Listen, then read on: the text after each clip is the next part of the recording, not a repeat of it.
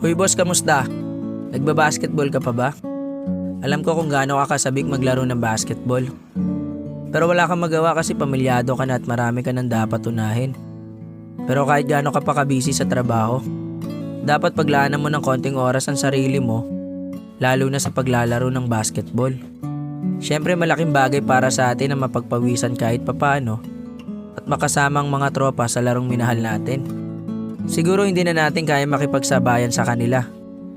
Kasi nga mas pinili na natin gampanan yung obligasyon natin at pinasok ang mundo ng pagpapamilya. Pero hindi rin naman masamang tumakas paminsan-minsan, lalo na sa mga problema at responsibilidad na meron tayo ngayon. Nakakalungkot lang kasi na nawala yung gigil natin sa paglalaro ng basketball. Kaya yung dating kondisyon ay napag-iiwanan na.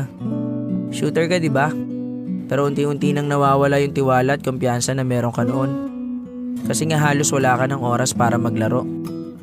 Yung dating mabilis at hindi marunong mapagod, ay tila parang sasakyan na palagi nang tumitirik. Pero ganun pa man, alam kong hindi mo kayang talikuran ng basketball. Naniniwala akong babalik-balikan mo pa rin ito.